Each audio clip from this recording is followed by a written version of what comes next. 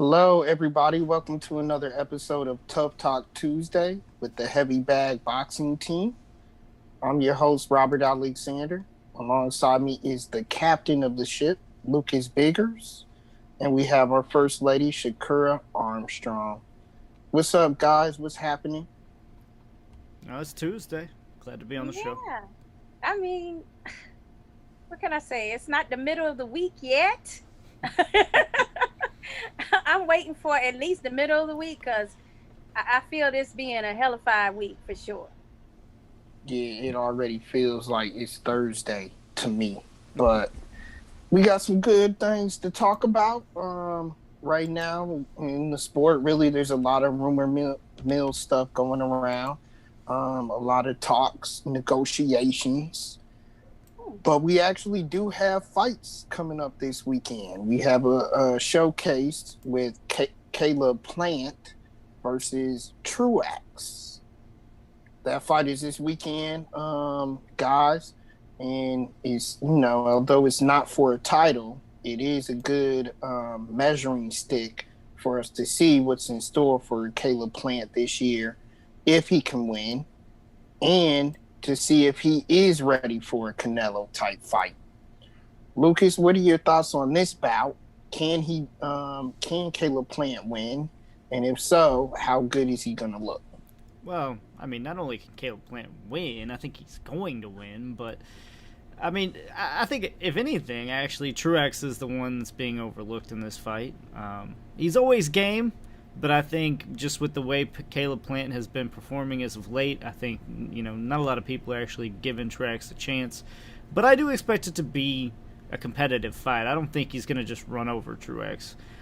But I was kind of interested to see what you two thought. Yeah, I think it's going to be definitely dominated by Caleb's Sweet Hands Plant, Nashville's very own. I don't think that this is even. I feel I don't want to take Truax for granted, but at the same token, I'm looking at this as more like a possible, like just a tune-up fight to get ready for some Canelo action. I mean, for Caleb Plant. I mean, you know what I'm saying? So I'm hoping that I am disappointed, because I do want it to be an action-packed fight, especially after this week I'm having. So you think Truax is just an hors d'oeuvre, huh? Yeah, pretty much, yes. Especially like you saying, it's just a performance, or it's the lack thereof of a performances that we can draw on recently. And it's life has been challenging last year. I don't think did we see him last year? I'm not sure. He had one fight. He won my majority decision. Okay. I mean, see what I mean? Like, I didn't even recall that. I'm usually good at those types of things when it's a really good fight. So my point is that I want it to be an exciting fight, and I want him to be competitive with Caleb Plant, give him some real work in that ring, to help him face his next opponent if he wins. And I don't want it to be like a fluff situation, but I am expecting Caleb Plant, who's been in amazing shape for quite some time now. Even before the pandemic, through the pandemic, now he's been in excellent shape, and it's just hard to beat someone that's quick like that, and they bulky now, and he's very fit. In the later rounds of the fight, it still seemed like he's not really that gassed or anything like that I've seen. So it's probably going to be hard. Truax is probably trying to find some type of Achilles heel that he can kind of be able to benefit from, but I just don't see it there. Like it's not that much in that armor to be shaken. So I just hope it's different than what I'm feeling it is. I'm seeing it as a dominant performance that Caleb Plant has got, coming. And he really has to. I mean, he's got to dominate. He's got to look good. I mean, he's in the running, the lottery, so to speak, for Canelo in a future fight probably this year. So he has to make a statement, and he has to make a case for, I should be the one facing Canelo next. Rob, do you think that's a statement that he will make? I've said it all along, and really this question might be geared towards our fans here. Because what is stopping you guys from giving Caleb Plant the status of being one of the best in that division? I honestly feel like Caleb Plant is one of the best in the division. He is a serious threat for Canelo's title. And if you put them together in the ring right now at this point, I don't know if you can give Canelo a huge edge over Caleb Plant. So not only do I think he's going to actually show out this weekend and win, and not just win big, because let's face it, Truax is at this point a once-a-year fighter. He's only fought once in the past 2 years. His last fight was actually a year ago today. And that was a majority decision. So I think that it's different levels. I think that Caleb is on a much higher scale. I just want to know why people aren't giving him the credit that he deserves. I even think he's a better opponent for Canelo than Callum Smith was. And that's my honest opinion. Me too, and it's mostly based on style for me. And the unknown. A lot of people don't realize that the unknown there, it plays a factor, because we know he's skilled. We just don't know how deep he can go. He hasn't been tested really, hardly. He's broken down pretty much every opponent he's been in the ring with. There's not really a whole lot of letdowns that he shows in the ring either. So he's very skilled. We just don't know the ceiling. We don't know how high of a level he can go. And that's why the fight with Canelo was really intriguing. Yeah, I agree with you. I mean, he should be given more respect in the super middleweight division than he has been given credit for sure. I mean, most people that like that division, they like Benavidez, and that's who their guy is at that weight class, 168. Then Canelo, when he slid into that zone of 168, then it became, he's the guy to beat at 168. And by that token, Caleb Plant has been overlooked, even though he is a major threat for any of those two names and anybody else in that division, Chris Eubanks Jr. Included. So what do you think people are holding back on, Lucas? Is it really because we haven't seen the bigger names with Caleb? Well, I mean, one, a lot of common fans don't understand, the work that goes in. All they hear is reports of, Caleb denying a Canelo fight twice. Well, they don't really understand that he wasn't given a full chance. He wasn't given a full training camp. If you're going to give short notice to somebody, I mean, he's actually playing it really smart. He knows what he's worth. He doesn't want to ruin his career. He is not just taking the Canelo fight as a lottery ticket to get some money. He's actually trying to win. And you have to appreciate that. A lot of people come in to fights with the upper echelon, like Canelo's and the Mayweathers and Pacquiao. Really, they just show up for the money. This guy wants to win. He's actually taking care of his career, and I appreciate that. Me too, but I want a little bit of controversy in here, Shakura, though. So I know I talk Caleb up quite a bit, but what gives him the right over a Charlo brother? You do have to throw that in. Yeah, that's sure. I mean, it's a valid point. For me, it's just the fact that he's been at that division already for a longer period of time, and this has been a fight that we've been seriously wanting to see. Most people, they want to see Canelo against someone with quick, fast hands, and someone that's not flat-footed or just gonna, be in the pocket, as much as Triple G was. So that's what they want to see. So he to me, he does have like the quickest hands in that division. I mean, you got a Ramirez too, but he just don't have the type of speed, and he's going to be more there in front of Canelo than you would have even you would have with Caleb Plant. He's going to be moving. He's going to be using his skills. He's going to be also using quickness and power too, to to just overall onslaught him. Whereas Charlo would have to actually move up to the 168 division from 160 to be able to face him. And that to me is more of a situation where I'm thinking like, well, is he really moving up because that's where he really feels he needs to be as a boxer? Or is it like the conversation you were just having where you thinking that certain people are trying to profit from moving up and facing a Canelo for money reasons? Or because, like in Charlo's case, he's thinking too about their fans. He's like, I can, you can convert when you have a fight with a super boxer like a Canelo garners his fans. You can convert some of those people over.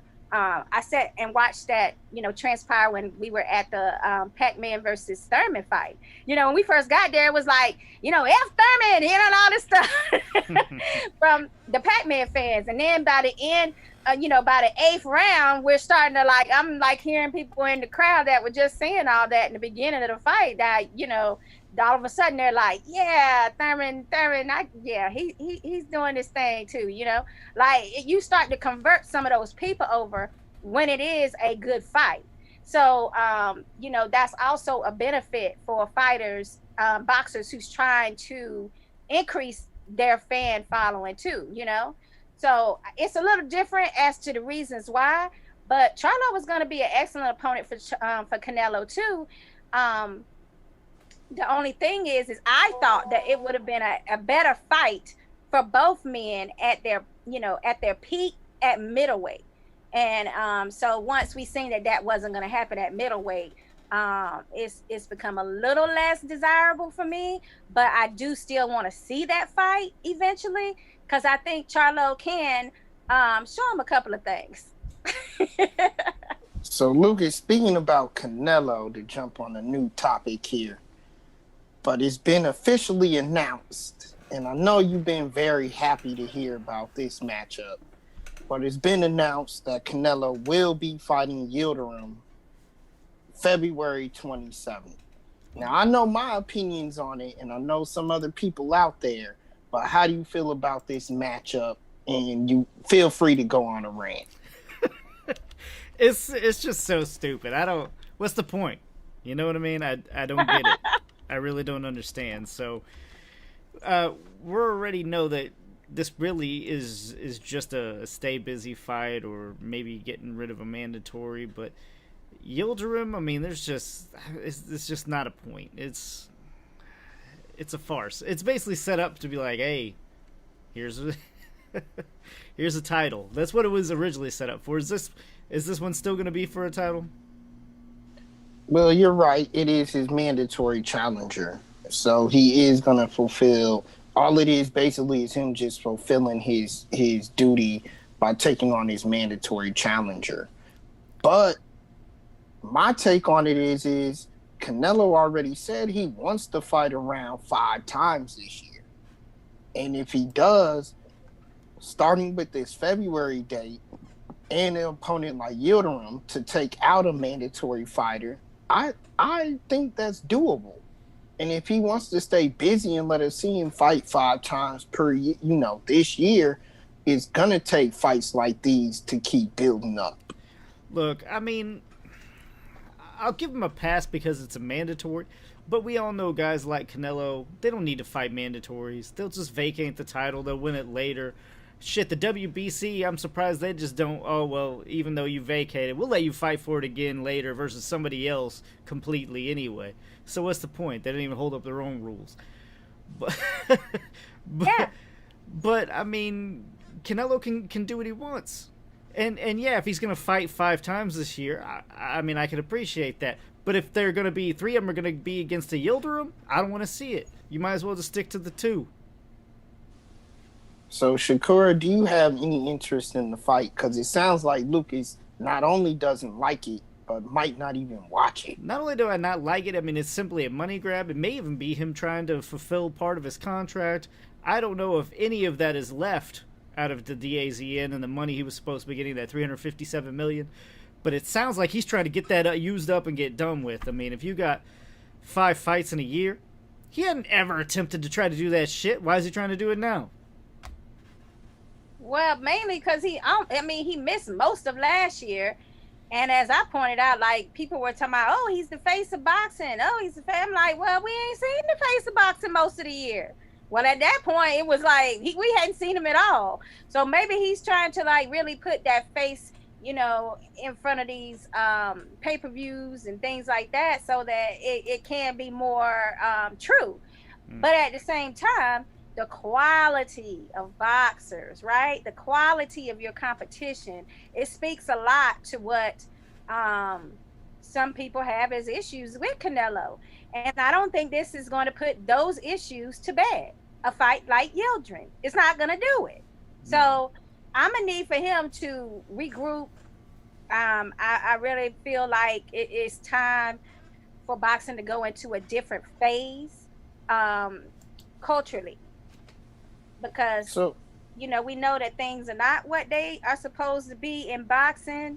And when you get more people viewing Mike Tyson versus Roy Jones last year than actual current boxing professionals, we got issues. So I'm thinking that Canelo, if he wants to be the face of boxing, make it be the real face of boxing that we all like appreciate as boxing fans. So unfortunately, though, the network that he's on provides him the opportunity to do stuff like this. Reason being is because it's not pay-per-view. It's not pay-per-view style matchups.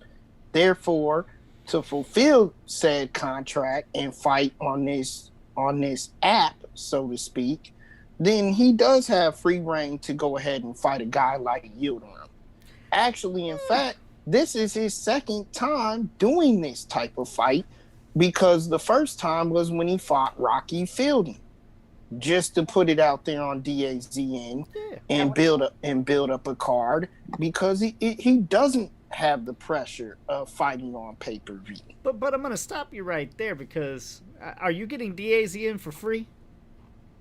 The $19.99 monthly fee. I mean, that's pay-per-view, my friend. It may not be even if it's $80 for Canelo pay-per-view is gonna be around $80. I would much rather pay $20 a month for this app than $80 to see Canelo fight and get access to all the other. No. Him versus maybe Caleb Plant is $80, but you ain't selling me no Canelo versus Yildirim for no $80. That shit won't even be an HBO main event. Lucas, that's my argument, buddy. That is my argument, which is why he's able to make these types of fights. Because it's on the network like DAZN and not off of the grid where it had to be pay-per-view to really give him that money or those numbers. Look, why would you want to? I mean, I don't even know why I would want to pay $20 for it. We're sitting here talking about $80, but this ain't no $20 fight for me. I'm trying to tell you that this is not even valued at $20 right now. And people are paid, they paid it. I mean, because they already subscribed to DAZN. Most people are just going ahead and paying for the whole year. And then they don't have to worry about the $19.99 situation. You're not making enough money, DAZN, because these type of fights, you're allowing you want people to subscribe. You want more people to subscribe, but yet and still you're pressing on these, you know, Yildirim versus Canelo. Nothing's wrong with Yildirim, by the way. He's a legit boxer of his own caliber, but we're talking about prize fighting for Canelo. This is not a good matchup. So if you're a real boxing fan, you're going to know that. And then DAZN is still not going to be able to do what their goal is, which is to get more people to subscribe so they can pay for more talent. So it's a vicious circle over there right now. Like, like let's get some real money into our opponent, to his opponent's hands, so we can see some decent fights. I mean, so yeah, Lucas, from I hear, Diazian's not doing the best, okay, and this is not the way to get back into it. I mean, you, like she said, you ain't getting subscribers out of Canelo versus Yildirim, and so honestly, I don't know many fights that I've watched on Diazian as of late. So that poses a new question for me too, in regards to this Canelo situation, guys. Has pretty much the promoter, Oscar De La Hoya, and now Diazian lost control of the wheel? Because it really sounds like Canelo is in charge and he's calling the shots.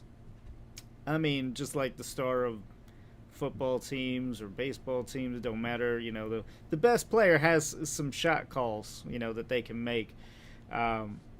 But you can't leave it all up to Canelo, because we've seen this. I mean, he's talked the WBC into just giving him this vacant title from Yildirim. That's what he was basically begging for.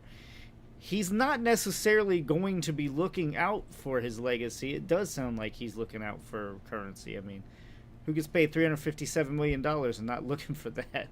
I mean, he took 11 fights. He's not thinking about anything except money, in my eyes, from the sound of it. I want to see him against somebody that actually wants to win just as bad as he does. I want to see what Caleb Plant's got this weekend, and then we will talk about his chances on next Tuesday. Okay. Man, this is one of the episodes I wish Malachi was here to be able to support his boy Canelo. It is a good even flow. I need somebody to check me when it comes to Canelo sometimes. I take it a bit too far. I can be on Canelo's side for 1 second, and I can just say that, I mean, he has a big enough following in boxing that, you know, pretty much it's up to him. People just, at this point, I'm convinced they don't give a damn who he fights. As long as they see him boxing, they're perfectly fine with anybody that's put in that ring with him. I mean, that's what the evidence is showing. Shit, somebody reach out to Yildirim. Was he even given a fair shake? Was he given, you know, full notice? Is he getting a full 8-week training camp? Because it's February.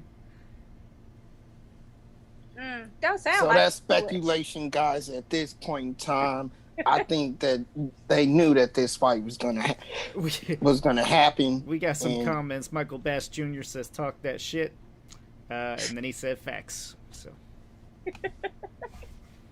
well, I guess we don't have any Canelo fans listening tonight. If you're a Canelo fan, I would like to hear what you think of this Yildirim versus Canelo fight coming up.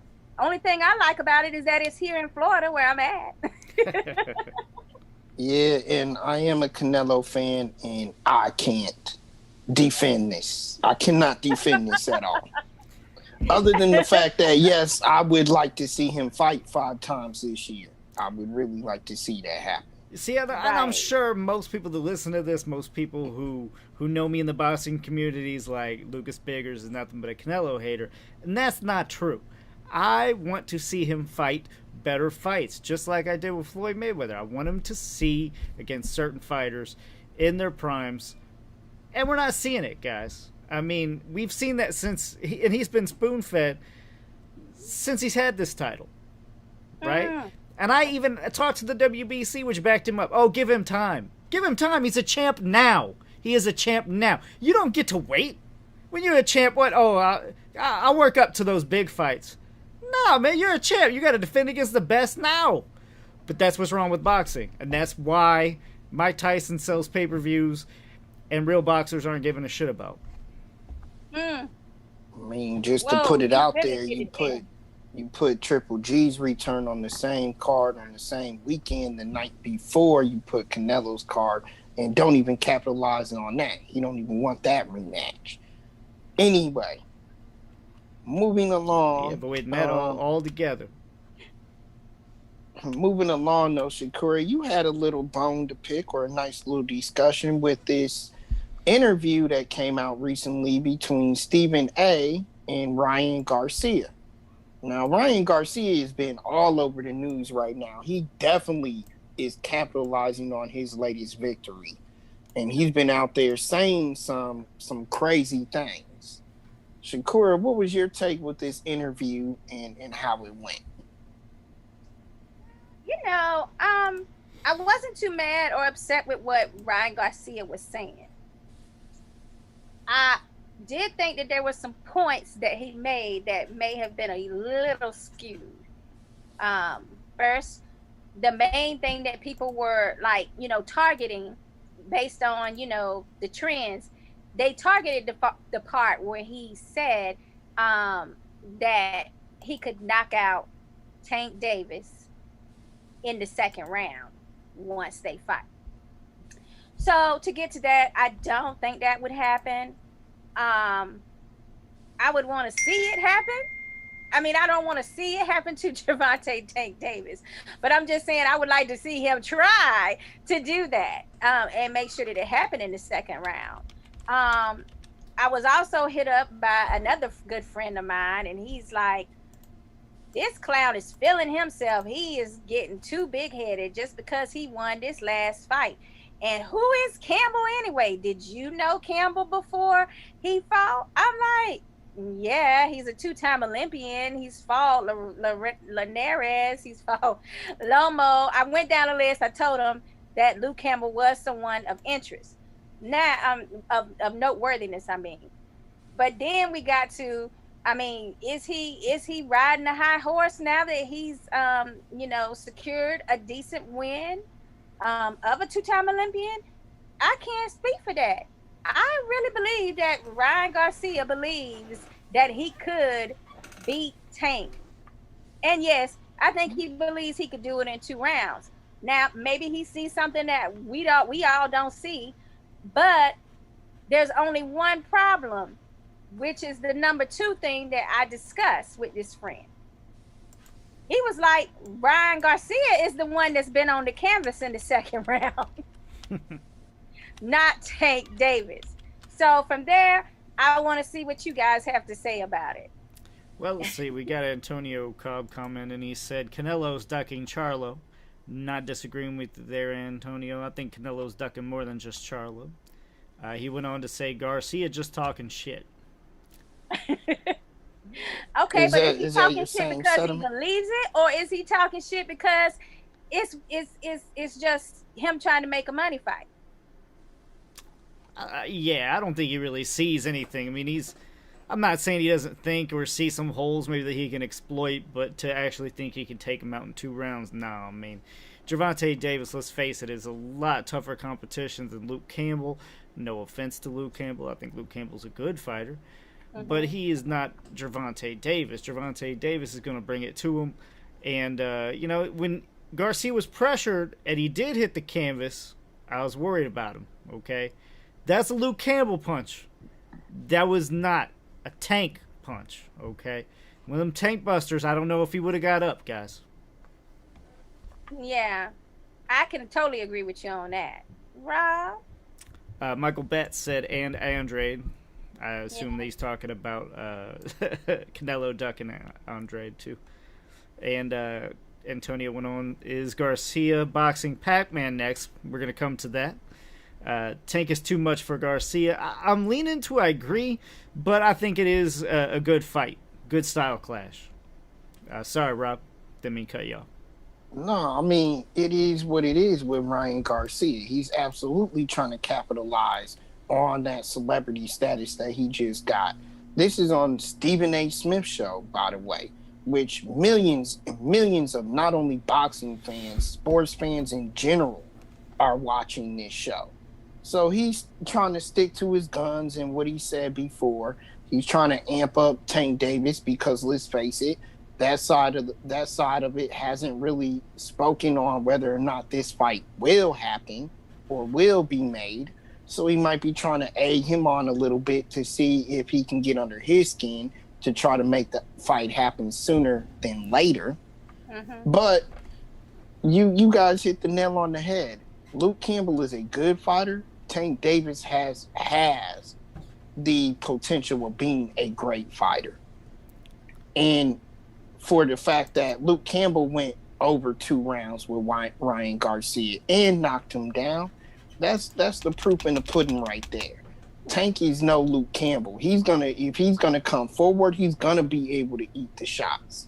And then for Ryan to even say that he's gonna be able to knock him out, to me, is a big understatement, because Ryan's potential is not in the power, it's in the speed.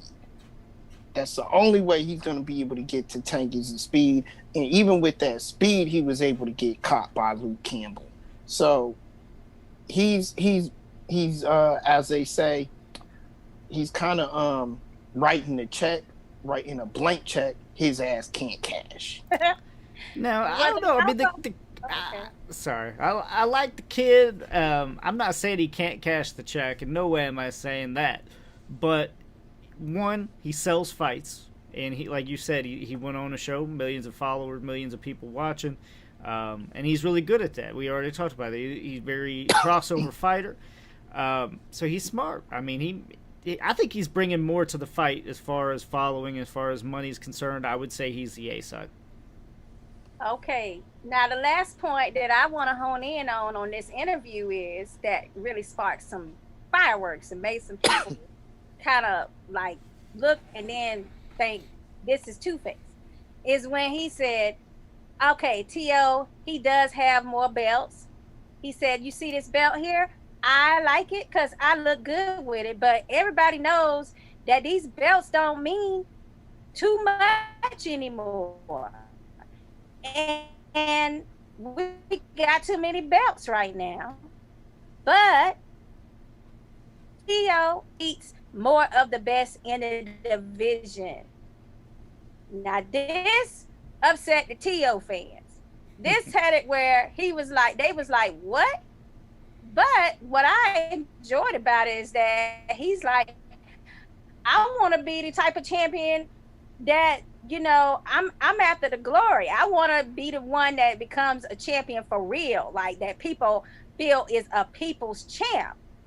But then, Rob, like you said, and what's his name? Antonio too. Yes, it is being reported that he's trying to make a fight with Pacquiao. So this is kind of contradictory. Like you're saying you're trying to be a champion. Let's talk about that for a minute, because I'm tired of some of these outlets, not to mention any names, that go in here and report garbage. Okay? Now, there's reports out there by a few outlets, not to mention any names, that are sitting up here and have the audacity to say that it's going to be Ryan Garcia versus Pacquiao in an exhibition bout. Let me clear the air, Lucas, on that right now. These are two fighters. It's not going to be no damn exhibition. Antonio, it's going to be... Antonio commented again, said exactly right, but Tank can take a punch, and he has speed. So he was kind of agreeing with what me and you were saying. And then he said, it's a exhibition fight, I think. And why are we saying exhibition? I think, is it going to be an exhibition simply because of weight divisions? That's complete bullshit reported by these outlets trying to get some notoriety, because there's no way in hell anybody would sanction an active fighter versus another active fighter, Hall of Fame champion, to be no damn exhibition. Man, leave that shit to Mike Tyson and them old fighters. Dude, have you watched the sport of boxing at all? Boxing will do anything for money. Listen, speaking on this, I mean, come on, guys.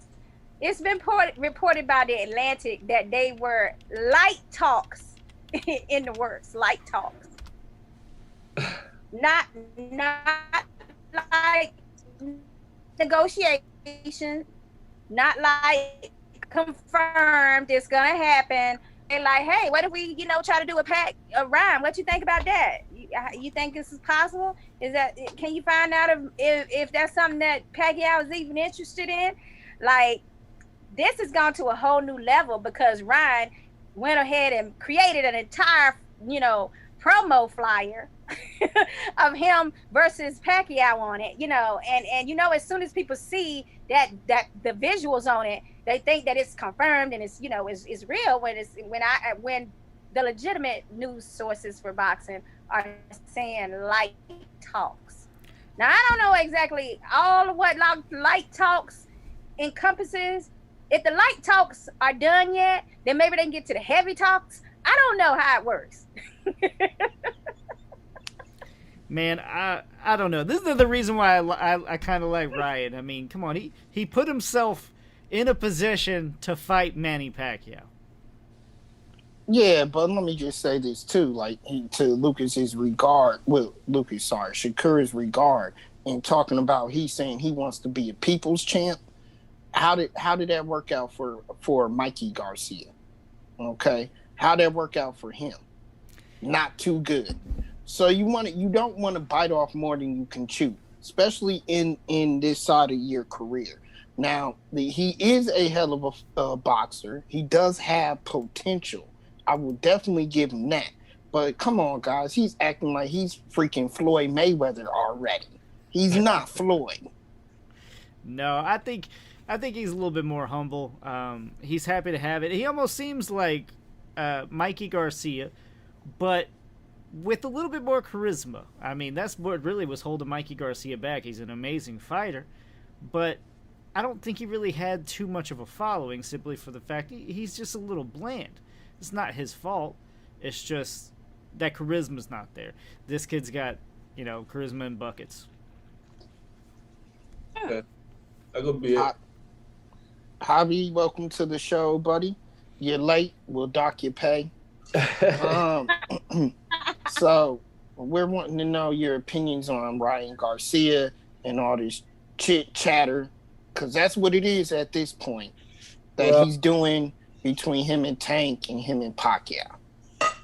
Well, that's exactly where I was gonna start with, because we went from 2 rounds to them calling each other out, make it happen, and all of this stuff, to now fighting Pacquiao, supposedly in talks with that. I think the kid is I think I said it before. The kid is using what he knows the best, and that's social media, the internet. He's bringing attention, clout, like the cool kids say now. He's bringing all that. I guess attention and I guess keeping himself relevant and stuff like that. Honestly, I'm not against it, because if we have literally YouTubers fighting each other, then I don't mind an exhibition against with, let's say, Pacquiao and Ryan Garcia, or any retired fighter that might want to do it. Because like Lucas said, if you've seen the way boxers been lately, when they looking more the business side, the making money side more than the sport itself, then I wouldn't be surprised. But I hope it doesn't come to fruition, because there's a lot of good fights that we can have, and not just exhibition fights or blah, blah, blah, mumbo jumbo stuff. So, Hobby, is the kid writing checks he can't cash? I think at the moment, yeah. But eventually he will be ready for that type of challenge. Fair enough. I mean, if you want to blow smoke, blow smoke. But like they say, where there's smoke, there's what? Where there's smoke, there's fire. I mean, I still like it. Let's take a look here. We got some comments. Antonio commented again. Garcia wants to be the people's champion. Yeah, talk is cheap. Do what Lopez did and just go for the top fighters and let your hands do the talking. King Rai will become a pauper if he fights Pacquiao. You see what happened to Keith when he lost. He went straight to boxing purgatory. I mean, it's still a chance. I mean, if the kid thinks he can win, I mean, let's say he retires Pacquiao. What happens then, though? Would he skyrocket into stardom? Yeah, of course he will, because it's a win against the legend. Sorry, Javi. No, it's cool. But yeah, it's supposed to. I think, yeah. And there's a reason why everybody want to fight Pacquiao now. Nobody wanted to fight Pacquiao a few years ago, but now everybody's calling him out. Everybody wants a piece of that, because they know that will take them to superstardom level. They will get noticed all over the place, and you're basically gonna dethrone one of the last kings that still around from the late '90s, early 2000s type fighter. the last legend that's actually still in the game, basically. Yeah. I wanted to address what CJ was saying, if you don't mind, Lucas. Go ahead, yeah. I mean, the main point is he's saying he because I saw him earlier make the same point. But CJ, the thing of it is that if you are a Ryan Garcia, you are looking at your mentor in Canelo, and you are feeling like Canelo fought Mayweather early enough that when he took that loss, he still learned a great deal from that loss, and B, he didn't miss a step from that loss, because you can lose to people that like a Mayweather and still have a very good career. I mean, it's not going to stop him, period. All he's gained is access to Pacquiao's fans as well. With a loss to somebody like Pacquiao, and you're young enough. The point is that the stage in which your career is at is of great importance. When Thurman had his fight with Pacquiao, he was not considered fresh on the scene. He had already been in that position and been a 2-time world champion already. What we're looking at with the Garcia would be him daring to be great and fighting a Pacquiao as a way younger person, a way younger boxer. So it's not going to be the same. I want to say dereliction, but it's not going to be the same. It's not going to be the same level of naysayers and people putting you down for that L. No, if you're young, if you're older. Yeah, I mean, I definitely agree and back you 100% with what you're saying. I mean, nobody really holds Canelo, nobody gives Canelo too much shit about losing to Mayweather. And nobody's going to give this kid too much shit if he loses to Pacquiao. Now, if he lost to Luke Campbell in his last fight, they would have gave him a ton of shit about it. But losing to Manny Pacquiao, I mean, a lot of people lost to Manny Pacquiao. A lot of great fighters lost to Manny Pacquiao. That is nothing to be upset about. I mean, you can still go out there. He's still young. He can still be like, well, I'm young. I'm going to learn from this fight. And like you said, I mean, that was very well said, Score. Yes, but losing to Tank will hurt. Losing to Devin Haney will hurt, because those are considered your peers. And you cannot afford to lose to your peers if you're trying to make a statement as such, as if you're a people's champ. Oh, yes. I don't know. I hope I hope he takes all these fights, because let's be honest, I mean, all of those fights are all interesting, and I want to see each one. I'm not saying he can't win them. I'm saying they're all going to be super competitive, and the kid's got it. Let's see. CJ says all good points, but that is a big risk, I think. Antonio says, is Garcia's mind frame there to take this ass whooping from Pacquiao? Garcia might lose his mind. And I appreciate that. I honestly didn't think that he would be as aggressive as he was in the last fight. I thought against Luke Campbell, he was going to be a little bit more tedious, a little bit more methodical. But he kind of took the fight to Campbell for most of that. And he picked himself up off the canvas to do so, too. Let's take it like this. He's learning on the job. Okay? I mean, I'm giving him an A for effort, for sure. And we all, kind of complain that, we're just talking about Canelo. He's fighting Yildirim, okay? Give Ryan some credit. He wants these fights. He's trying to get these fights.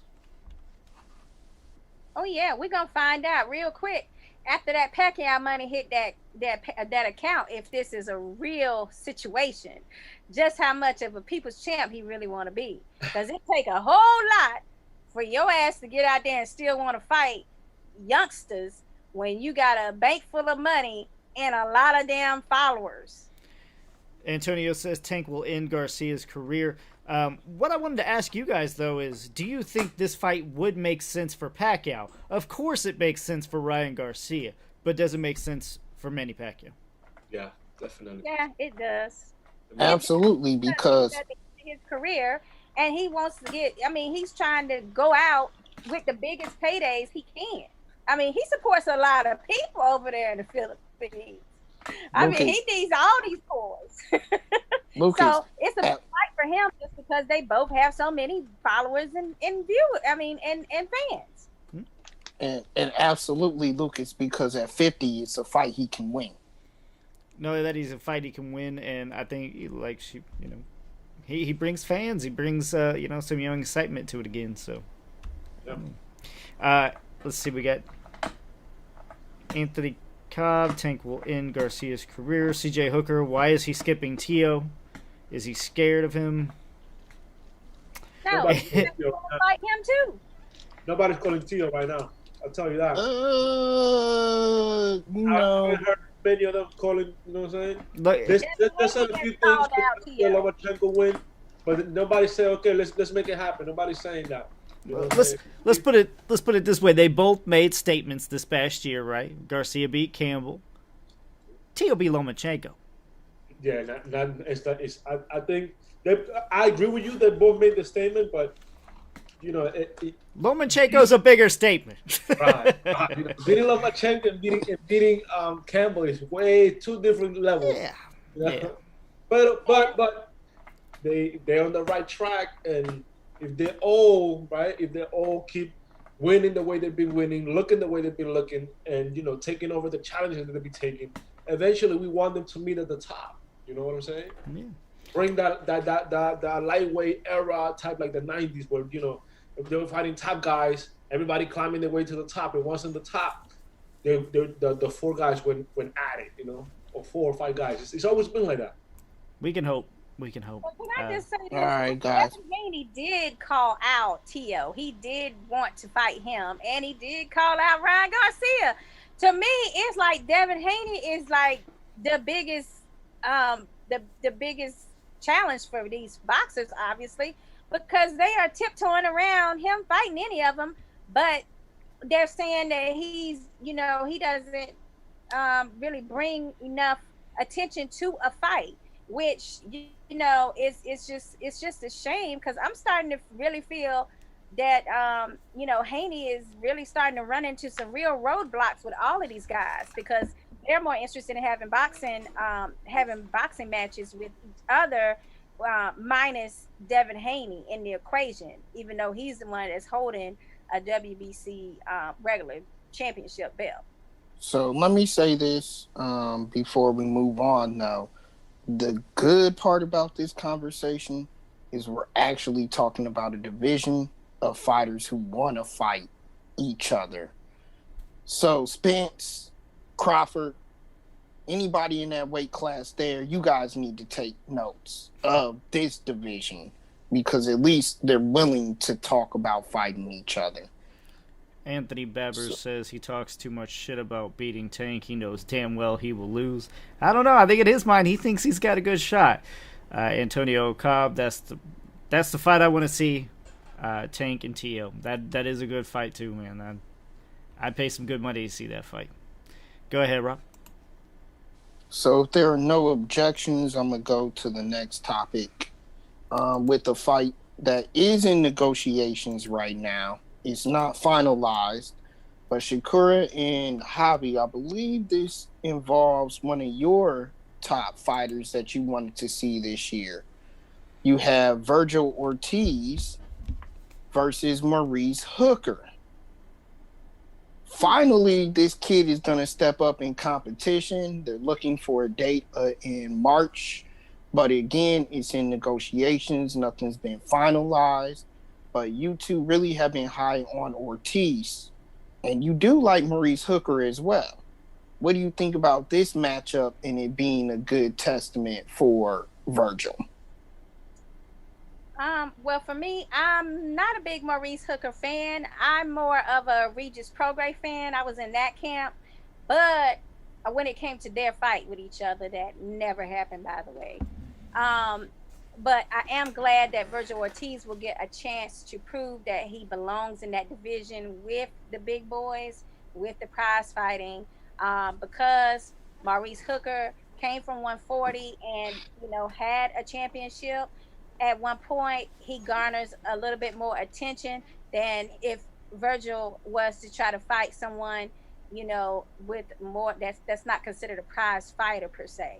And I like the height that Vergil has, and I like the height that Maurice has. So this would be a more even matchup for me. And it causes me to wonder, like, how does Vergil deal with someone who is his own size? Because what we have been seeing with his fights previously is that these guys do not equal his physicality. So this is going to be something that we can all look forward to seeing, and we'll be able to see just where his skill level and just where his power and just where his physicality fits in this welterweight division. So that's what I'm interested in seeing. Yeah. Javi? Yeah, I'm saying here, I mean, I think it's definitely a step up in competition, a little more worldwide for Vergil. And I mean, we know he has the it factor. We know he has all the talent, the skills. But I would like to see how he does against somebody that Maurice Hooker sometimes wants to fight from the outside. Sometimes he wants to bang it out. So he will give you different angles, different looks. So I would like to see how Vergil goes through that. But I think, I think after this, and people should start noticing about Vergil Ortiz, because he is the man. He is the man, and eventually, he's gonna put himself in the map. Because I mean, he's already in. What I'm saying is, like, not a lot of people are noticing right now. There's not much hype about him, but definitely, the kid has all the talent to be, top level. So Lucas, is this gonna be his coming out party then? Vergil Ortiz, I mean, I definitely think so. With Hooker's fight against Ramirez, when he got knocked out, I think we're going to see a similar fight. I don't know if Hooker's going to be able to keep Vergil Ortiz off of him for the most part. I want to see how Ortiz deals with his style, like as Javi was saying. But I don't know if it's big enough fight to call it his coming out party, but it's definitely going to be a solid fight for Vergil Ortiz. Oh, one more point, guys, because the other thing that's going to be interesting that a lot of people are overlooking is the fact that Maurice Hooker drained himself for quite some time at these lower divisions. So we're going to finally see him at a real hydrated and a real weight that he's more comfortable in, I believe. So this makes it more interesting to me too, just the fact that he's going to be fighting at a level in which he no longer has to try to make weight and it be so draining for him. Yeah, that'll also be interesting. I agree wholeheartedly with that. So this last topic, pretty much, well, before we get into this, Shakura, you had mentioned the fights this past weekend on Showtime.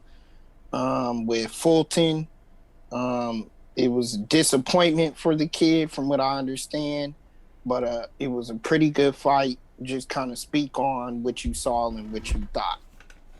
I mean, it was a hard fight for me to watch because I am a Angelo, Leo, and a Stephen Kubo. I mean, a Kubo Steph fan. So I was like torn, and it was such a hard fight to watch. I mean, the thing of it is that Kubo is not known to be an inside fighter and to be able to brawl with someone, but that's exactly what type of skills he showed in the ring that night.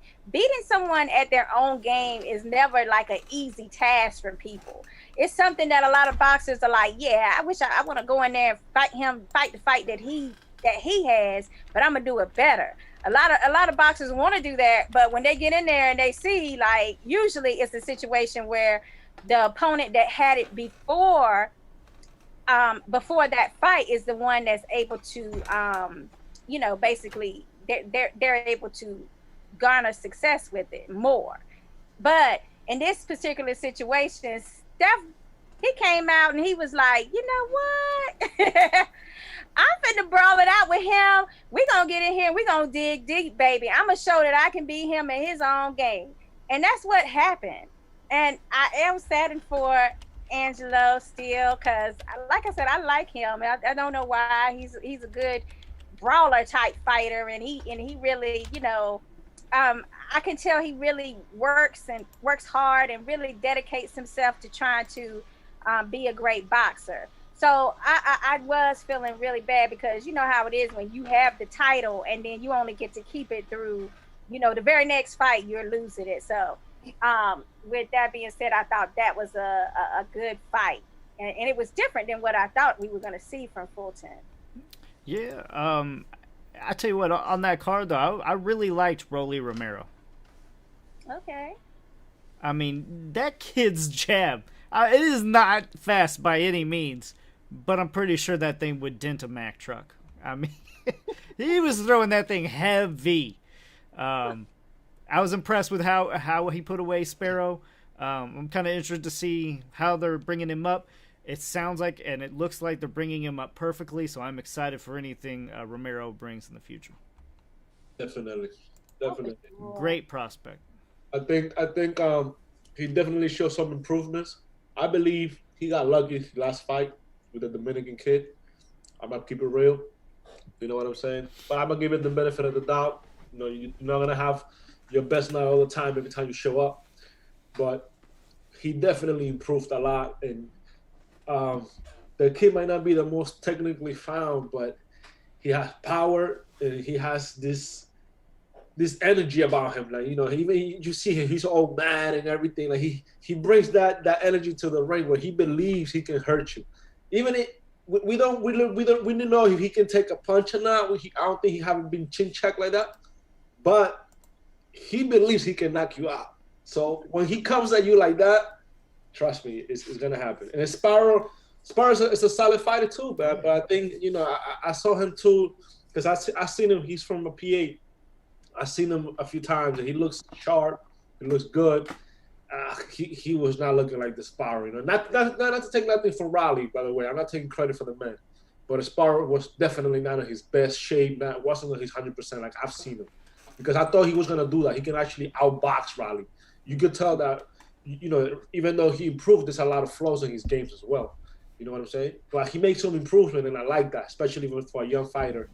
And I want to see him with a better competition. He's been calling out some names as well. He's trying to throw himself in the mix. He's undefeated.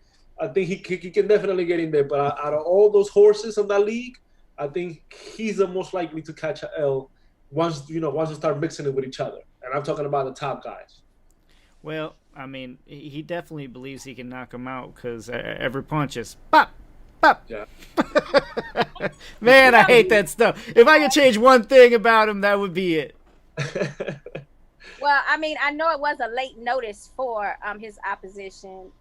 Javi, what did you say his name was? Sparrow, yeah. It was really late, so I felt that when Rolly did win, I felt that he was a little bit hype on his own juice for, you could say. I mean, because you basically are fighting someone that was not in fighting shape, which is what Caleb Plant won't allow, by the way. Antonio. So this is going to help you in your win. But also the attitude. I mean, I saw him in a post earlier today where he's like back working out in the gym, and he had like an attitude working out. Where we were like, what do you have an attitude for now? So, I mean, I can see him just having this image. He's going to be the bad boy that everybody wants to watch and see, so they can see him lose. I can just see that coming, in the next year or two. This is going to be like how he makes a lot of money. People ready to see him get his ass whooped. So I hope he's ready, and I hope he does stay at the gym because he's going to need to. I did like his power, though. Lucas, you had some comments. Yeah, Antonio Cobb says neither one has knockout power, so why not fight his fight? Fulton's jab was a big factor in this fight. That's Leo's style inside body. Hey, talking about that fight, man, Cool Boy definitely showed us one side that nobody expected. Nobody was expecting that type of fight. I thought he was gonna, keep it clean from the outside, keep his range, outbox Leo. But he came in there. He said, "I'm gonna beat you in your own game. I'm gonna fight you in your fight."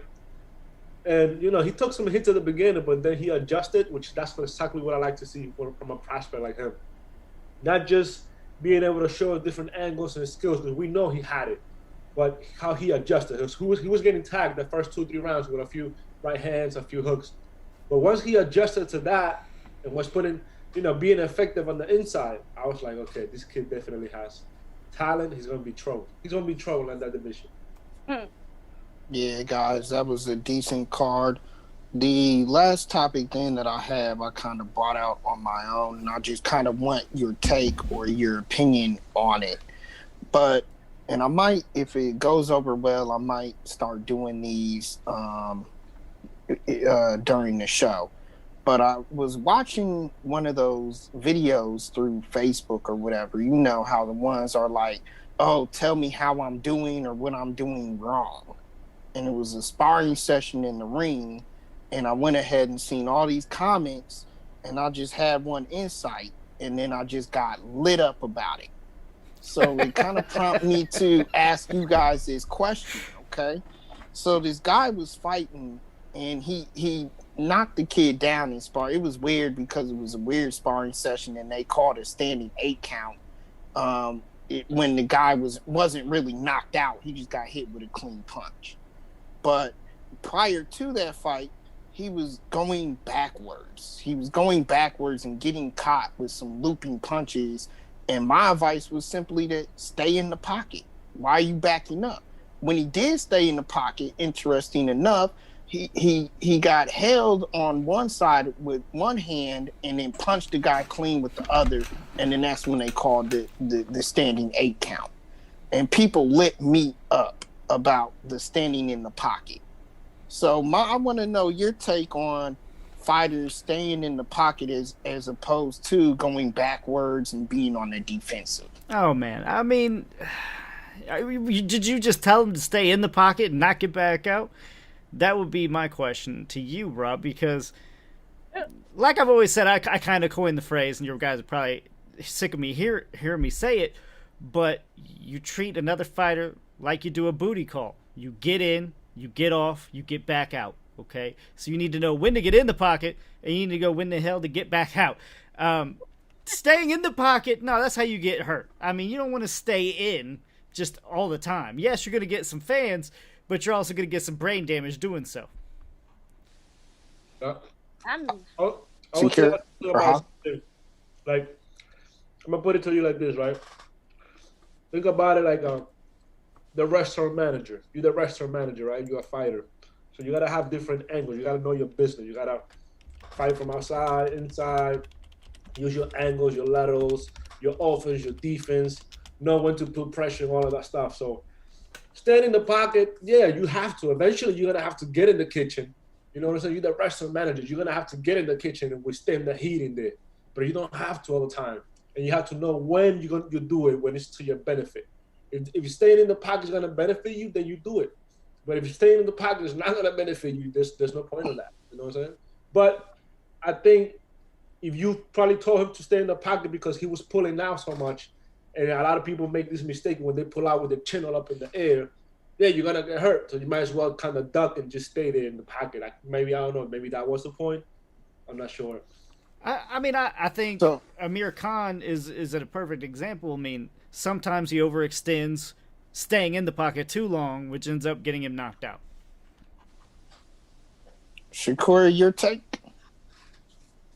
I think it's depending on who you are. If you got a hellified chin, then yeah, stay in the pocket.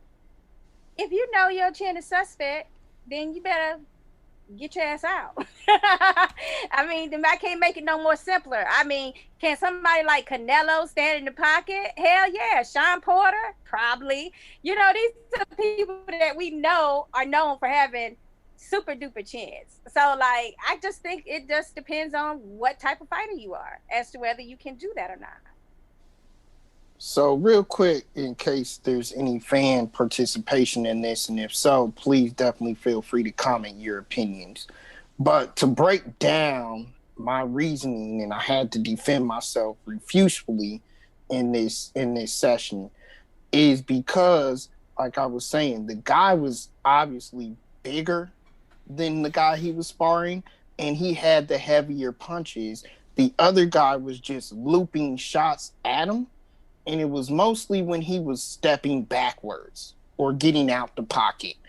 When he did step through and stay in the pocket, he landed that punch to pretty much knock him out. So my point is when you have an opponent that's throwing loopy shots like that at you, not really doing anything or can do anything with you when you're in the pocket, then it makes no sense for you to move backwards. That's when he's getting off his punches and making him look better. You could be so much more dominant by staying in the pocket, letting your hands go, and that knockout probably would have been quicker. Right, but I think I don't know. Based on what you just said right now, that you said that you wanted him to stay in the pocket because he was getting hit less, and every time he was pulling out, he was getting hit. Maybe it wasn't an issue of being in the pocket. Maybe it was an issue of his defense on the way out. You know what I'm saying? Because maybe he got in the pocket to let his shots off, and on the way out, he was getting tagged. Maybe it wasn't the package situation. It was more about him, using his angles and his laterals to get out the harm's way, and not getting tagged after you finish your combinations, I think. Now, Javi, that's back to Shakira's point. It depends on who you are, right? So it depends on what your level of defense is and what your style is. But and this is reason why I brought this up is because I think a lot of times there are fighters out there that do not stay in the pocket to their benefit. And you probably will be mad at me for saying this because I know you don't agree. I think Tio would have benefited more for staying in the pocket against Lomo because he was the better, stronger fighter that night. And I would just like to see these guys just stay in the pocket and do more damage than make it more of a boxing match. Rob, for the rest of us that didn't see this, if you can, try to share it with Heavy Bag. If you want, send me a link. I'll try to put it on the Facebook so that the rest of our fans and everybody can see what you were talking about specifically. If you said he's throwing, wide shots, I'd agree too. I mean, if you're on the inside, you try to suffocate him. I mean, he's throwing wide looping shots. You should be able to see them coming anyway, though. So honestly, shouldn't have mattered if he's in or out if he knows what he's doing. Yeah, and again, though, Lucas, back to the Tio thing now. What is your take on that? Because I honestly think Tio could have benefited by staying in the pocket more and taking the fight to Lomo as opposed to letting him back out. Well, I mean, in the exchanges, I'm not going to lie. When Lomachenko started throwing back, he was getting to Tio pretty well. And he had him hurt. I think it was round 9. He had him hurt when he was in exchange. What he was doing well was actually, more of the boxing, not, just exchanging on the inside. Me personally, yeah, I mean, it would have been nice if we saw some of those inside abilities. I mean, if we could have seen some of those inside abilities, it would have been great. A little bit more. But what happened was they ended up waiting. Lomo ended up being more in the pocket and willing to engage once Tio was more tired. So, and that was done purposely, obviously, to try to make sure that some of the sting of Tio's, more power from the beginning rounds was gone. But if we had seen that in the beginning of the fight, I think Lomo was smarter than to allow that to happen in the beginning of the fight. So I don't know how much of that was a point of Tio's decision, or if it was more so a point of Lomachenko trying to make sure that he stayed out of that firing range when it's the most powerfulest, if that's a word. Is powerfulest a word? Powerfulest. Most powerful, I think. All right, guys. When is the strongest, I guess. All right, guys. That is all I have for the show tonight. Anybody else with any last comments for the night? I mean, I don't even like sparring. I don't like to see sparring advertised, as they say. And there are a lot of trainers who they will lose their minds seeing their boxer if they were to do that. So just keep that in mind, that they would be like, what the hell are you doing? Why are you showing your sparring to everybody? They don't really appreciate that. And we also seen a trend of that not making all accesses and what was the other one called, 24/7s. Like, you know, we was in a habit of people not having clothes sparring for a reason. So Well, Shakura, that's professionals, I'm sure, but these are not professionals, I could assure you. And Antonio Cobb says, I'll say it's a 50-50 in the pocket. One good catch can take a fighter out. Backing up and protecting yourself at the same time. Not too many fighters can do that. Yeah, exactly. You gotta be able to be in the pocket. I mean, sometimes from outside it looks like, you know, you have all these shots and stuff like that, but that's because we on the outside looking at it. When you're inside and those shots are swinging, sometimes when you're in the pocket, you don't really see them, especially the loopy ones. But like I said before, you know, if you're gonna be in the pocket, you gotta be ready for the heat. If you're not ready for the heat, you got no business in the pocket. No business. Just get in, get out, get in, get out. Right. But you can't just fight all inside. I mean, you can't do that. So you got to know how to pull out. And some people pull out properly, some people don't. Ryan Garcia is a perfect example of what not to do. That's why he got dropped against Luke Campbell. Yeah, pull out game, though. Pull out game. Like, that's what pull out game week. So I'm gonna try this again because that goes with the booty call statement too. I could just run all those together. But guys, let me give you something, because I think I saw this. I know you guys talked about touching that. I saw this post by Kovalev, right? That he did something with this. It's like an Amazon frog, where you put like their biological thing. I don't know. Mike Tyson has done it. I don't know who else has done it. A few fighters have done it. Talking about DMT. Is it DMT? The drug, like to get high? I don't know if it's DMT. I honestly have no idea, but I know this is not the first time I heard about people doing this. But it's supposed to give you some type of brain body detox, and even it's like some spiritual thing. Yeah, it's the ultimate hallucinogen, is what it is, Javi. That's what it is. Oddly enough, I've done a lot of research on this. Not really boxing related, but I'm scared to take it myself. I got a wild imagination without some damn hallucinogens. But if you smoke it, basically what they can do is they can take this damn toad and like rub it on a windowsill or something glass, scrape off the residue after it dries, and then they smoke this stuff. And what it is a natural hallucinogen. So it's in and out of your body in a matter of like 10 to 15 minutes. So it's an extreme high where you're here, but you're gone. Like nothing you see, you supposedly meet entities and time dwarfs and all this stuff, right? But it also is naturally produced in your body. So you have it in your body in a little spot in your brain that actually releases it while you sleep, during REM sleep, and that's why you dream. So this is basically like an extreme dreamland that you can visit by smoking this shit. Wow. Can we just tell Kovalev to just say no to drugs, period, right now at this point? I mean, I didn't see he posted that, which is even funnier. I mean, have we gotten a response from him about the positive test yet? I haven't seen anything. A lot of people were saying that. That's why I brought it up, because I mean, he posted that independently of what happened with with the test and everything.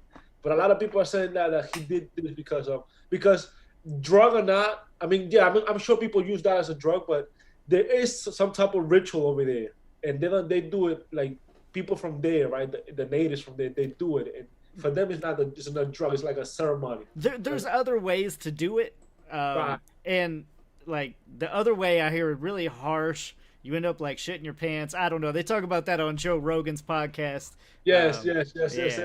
Everybody was telling me that to check out that Joe Rogan will explain to me better. So I was like, all right, because this is something that it's been happening for years, and like I said, it is cultural stuff. I'm from South America, so I know people do it over there. But the thing is, like, when you have other people do it, right, and they become enlightened and all of this stuff. My point is, like,